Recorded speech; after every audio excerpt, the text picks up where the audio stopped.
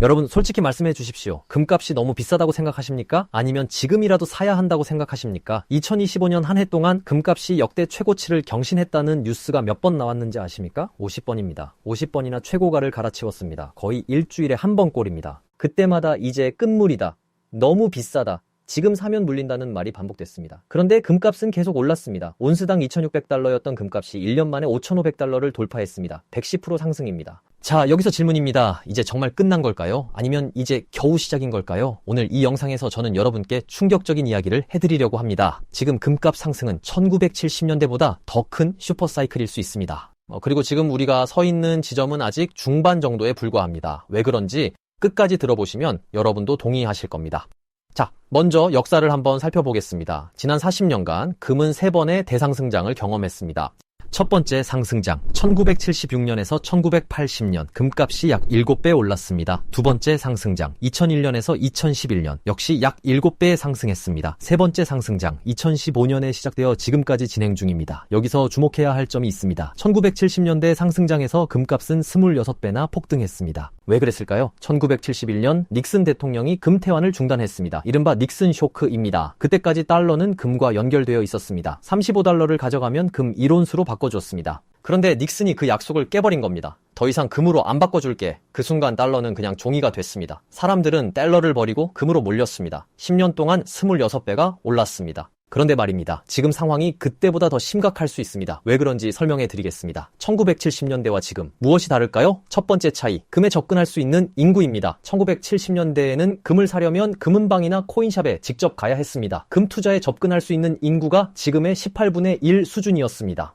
지금은 어떻습니까? 핸드폰 하나면 됩니다. ETF, KRX, 금시장, 금통장, 누워서 손가락만 움직이면 금을 살 수 있습니다. 그런데 세상에 있는 금의 양이 18배로 늘었습니까? 아닙니다. 금의 양은 거의 그대로입니다. 수요는 18배로 늘었는데 공급은 그대로. 이게 첫 번째 차이입니다. 두 번째 차이, 부채의 규모입니다. 1970년대 미국 정부 부채 비율은 GDP 대비 30에서 40% 수준이었습니다. 지금은요, 122%를 넘어섰습니다. 당시에는 기업 부채, 은행 부채가 문제였습니다. 지금은 국가 부채, 기업 부채, 가계 부채 전부 다 문제입니다. 세상에 돈이 너무 많습니다. 그래서 저는 이렇게 생각합니다. 지금의 금 상승장은 1970년대가 아니라 1930년대와 비교해야 합니다. 화폐 시스템 자체가 바뀔 수 있는 변곡점에 서 있다는 뜻입니다. 자, 여기서 정말 흥미로운 점이 있습니다. 요즘 금을 가장 열심히 사는 게 누구인지 아십니까? 개인 투자자들? 아닙니다. 헤지펀드? 그것도 아닙니다. 바로 각국의 중앙은행들입니다. 2022년부터 2024년까지 3년 연속 전 세계 중앙은행들이 연간 1,000톤 이상의 금을 사들였습니다. 2010년부터 2021년까지 연평균이 473톤이었습니다. 2배 이상으로 뛰어오른 겁니다. 그런데 더 흥미로운 건 누가 사고 있느냐입니다. 2000년대까지만 해도 금을 많이 산 나라는 중국, 러시아였습니다. 미국과 적대적인 국가들이죠. 그런데 요즘은 다릅니다. 폴란드가 1년에 100톤씩 삽니다. 폴란드 중앙은행은 2026년에는 150톤을 사겠다고 공식 선언까지 했습니다. 체코도 삽니다. 헝가리도 삽니다. 동유럽 국가들이 줄줄이 금을 쓸어 담고 있습니다. 여러분, 폴란드가 미국과 적대적인 나라입니까? 아닙니다. 나토 회원국입니다. 미국의 동맹입니다. 그런 나라가 왜 이렇게 금을 사들이는 걸까요? 답은 간단합니다. 달러를 못 믿겠기 때문입니다. 중앙은행들이 금을 사는 방식을 보면 더 명확해집니다. 단순히 금을 사는 게 아닙니다. 달러를 팔면서 금을 삽니다. 2000년만 해도 전 세계 외환 보유고에서 달러가 차지하는 비중이 70%를 넘었습니다. 지금은 50%대로 떨어졌습니다. 그 빠진 자리를 금이 채우고 있는 겁니다. 왜 달러를 버리는 걸까요? 첫 번째 이유, 미국의 부채입니다. 미국 국가 부채가 38조 달러를 넘어섰습니다. 문제는 이게 계속 늘어난다는 겁니다. 미국은 이제 숨만 쉬어도 1년의 부채가 2조 달러씩 늘어나는 구조가 됐습니다. 의무 지출이 너무 큽니다. 이자, 사회보장, 의료비, 이건 안 쓸 수가 없습니다. 다른 나라 중앙은행들이 이걸 보고 뭐라고 생각하겠습니까? 얘네 답이 없는데? 두 번째 이유, 금융 무기화입니다. 2022년 러시아 우크라이나 전쟁 때 미국이 뭘 했습니까? 러시아 중앙은행 외환 보유고 3천억 달러를 동결했습니다. 스위프트에서 퇴출시켰습니다. 전 세계 중앙은행들이 이걸 보고 오싹해졌습니다. 미국이랑 사이 틀어지면 우리 돈도 하루아침에 묶일 수 있구나. 베네수엘라 가서 대통령까지 잡아온 마당에 달러를 갖고 있는 게 오히려 리스크가 된 겁니다. 자, 여기서 더 깊이 들어가 보겠습니다. 역사적으로 부채라는 건 거대한 사이클을 가지고 있습니다. 부채가 늘어나는 시기가 있고 줄어드는 시기가 있습니다. 늘어나는 시기를 레버리징이라고 합니다. 그런데 부채가 어느 임계점을 넘어서면 반드시 줄여야 하는 시기가 옵니다. 디레버리징입니다. 미국도 1930년대에 이 시기를 경험했습니다. 대공황 이후 40년에 걸쳐 부채를 줄여나갔습니다. 영국도 겪었습니다. 프랑스도, 네덜란드도, 로마 제국도 모든 패권 국가들이 이런 사이클을 겪었습니다. 부채를 줄이는 방법은 세 가지뿐입니다. 하나, 긴축. 둘, 세금 인상. 셋, 화폐 가치 하락. 긴축하겠다고 하면 표를 얻을 수 있을까요? 어렵습니다. 세금 올리겠다고 하면 반발이 심합니다. 결국 남는 건 세 번째입니다. 화폐 가치를 떨어뜨려서 부채의 실질 가치를 줄이는 겁니다. 대부분의 제국들이 이 방법을 택했습니다. 미국도 1930년대에 이 방법을 썼습니다. 그리고 그때마다 금값이 폭등했습니다. 지금 미국이 또 그 길로 가고 있습니다. 다른 나라 중앙은행들은 이걸 알고 있는 겁니다. 미국 달러 갖고 있어봐 5년 뒤, 10년 뒤에 지금 가치 유지할 수 있을까? 확신할 수 없으니까 금으로 옮기는 겁니다. 자, 여기서 정말 중요한 이야기를 해드리겠습니다. 중앙은행들이 금을 살 때 ETF로 살까요? 아닙니다. 실물을 삽니다. 그것도 직접 자기 나라로 가져가서 보관하는 방식으로요. 왜 그럴까요? 여기서 충격적인 사실 하나 말씀드리겠습니다. 지금 금 시장에서 거래되는 종이금의 규모가 실물금의 100배에서 300배에 달합니다. 무슨 말이냐면요. LBMA 런던 금시장, 코맥스 뉴욕 상품 거래소에서 하루에 거래되는 금의 양이 전 세계 1년 채굴량보다 많습니다. 실제로 금이 있어서 거래하는 게 아닙니다. 종이 계약서만 오가는 겁니다. 이걸 비유로 설명해 드리겠습니다. 오징어 게임에서 의자 뺏기 게임 아시죠? 의자는 10개인데 참가자가 100명이에요. 음악이 멈추면 의자에 앉은 10명만 살아남고 나머지 90명은 죽습니다. 지금 금 시장이 이런 구조입니다. 실물금은 이론스인데 그 금에 대한 청구권이 100개, 300개씩 존재합니다. 평소에는 문제가 없어요. 대부분 현금 정산을 하니까요. 하지만 위기가 오면 모두가 진짜 금을 찾으러 갑니다. 의자가 부족하다는 걸 그때서야 알게 됩니다. 바로 그래서 지금 벌어지고 있는 일이 있습니다. 각국 중앙은행들이 해외에 맡겨놨던 금을 본국으로 가져오고 있습니다. 독일은 2013년부터 2017년까지 674톤의 금을 뉴욕과 파리에서 프랑크푸르트로 옮겼습니다.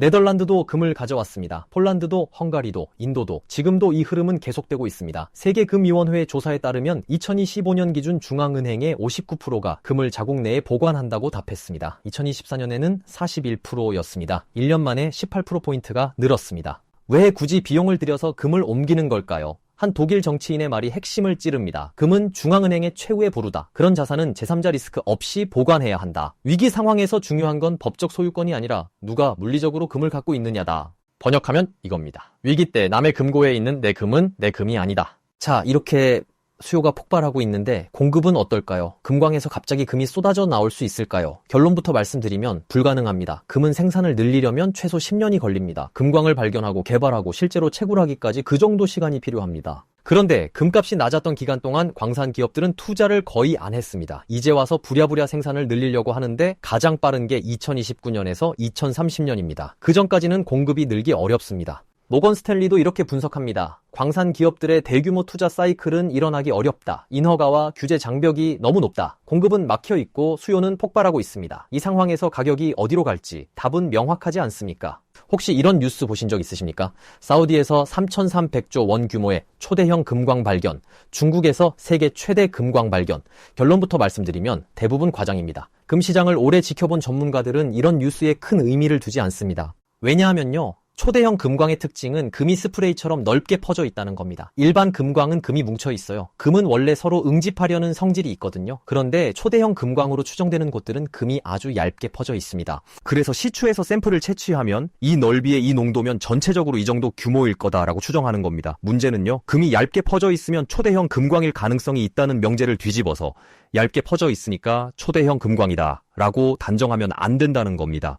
실제로 그런 금광 중에 상업적으로 채굴 가능한 곳은 거의 없습니다. 공급 폭발 같은 건 기대하지 마십시오.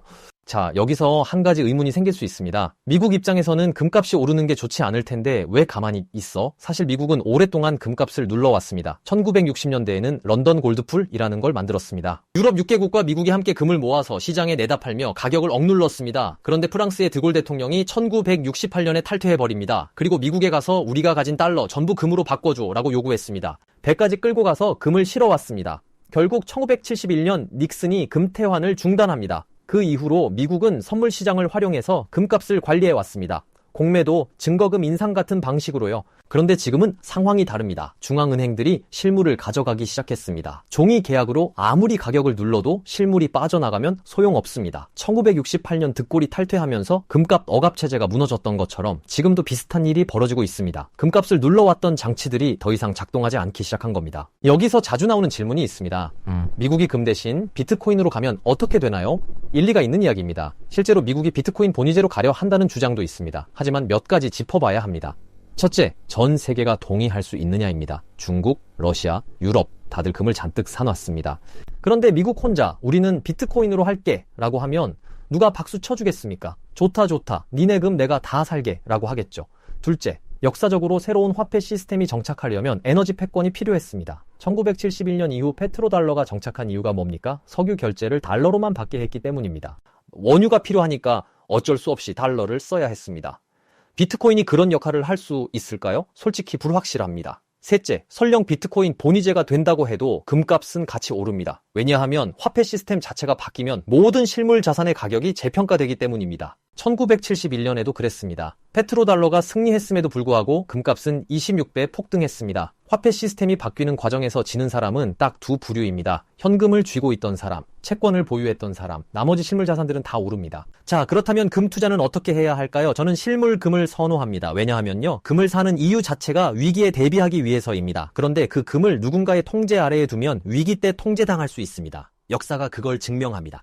1933년 미국에서 금 소유가 불법이 됐습니다. 징역 10년, 벌금 1만 달러, 지금 가치로 10억 원 이상이죠. IMF 때 우리나라도 외환 거래를 막았습니다. 베네수엘라, 아르헨티나도 외환과 금을 철저하게 통제했습니다. 그런데요, 실물금은 뺏기가 정말 어렵습니다. 미국이 그 정도로 강력한 통제를 했는데도 사람들이 금을 안 내놨습니다. 결국 미국은 금 모으기 운동을 했습니다. 금을 내놓는 사람은 애국자, 안 내놓는 사람은 매국노, 이런 식으로 자발적으로 내놓게 만들었습니다. 이게 강제 압수보다 100배 효과가 좋았습니다. 우리나라 IMF 때 금 모으기 운동도 여기서 따온 겁니다. 실물 금은 5,000년 동안 통제로부터 자유로웠던 거의 유일한 자산입니다. 그래서 위기 때 가장 먼저 찾는 자산이 되는 겁니다. 자, 정리해 보겠습니다. 과거 금 상승장에서 적게 오를 때 7배, 많이 오를 때 26배 상승했습니다. 지금은 시작점 대비 3배에서 4배 정도 온 상태입니다. 만약 이번 사이클이 1970년대 수준이라면 여기서 4, 5배 더 갈 수 있습니다. 그런데 저는 1970년대보다 더 큰 사이클이라고 봅니다. 이유는 분명합니다. 금에 접근할 수 있는 인구가 18배 늘었습니다. 국가부채, 기업부채, 가계부채가 역대 최고 수준입니다. 화폐 시스템 자체가 바뀔 수 있는 변곡점입니다.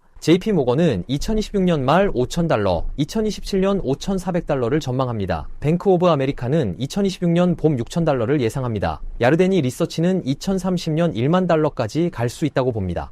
물론 단기적으로 조정은 있을 수 있습니다. 급등한 자산은 숨을 고릅니다. 하지만 구조적인 상승 동력은 사라지지 않았습니다. 중앙은행들은 계속 살 겁니다. 공급은 막혀 있습니다. 달러에 대한 불신은 커지고 있습니다. 그렇다면 우리는 어떻게 해야 할까요? 첫째, 포트폴리오에 금을 포함하십시오. 금은 보험입니다. 평소에는 빛나지 않습니다. 하지만 위기가 오면 진가를 발휘합니다. 전체 자산의 5에서 10% 정도를 금에 배분하는 것을 고려해 보십시오. 둘째, 가능하다면 실물금을 보유하십시오. ETF나 금통장도 좋지만 위기 상황에서 가장 안전한 건 실물입니다. 금은 카운터파티 리스크가 없는 거의 유일한 자산입니다.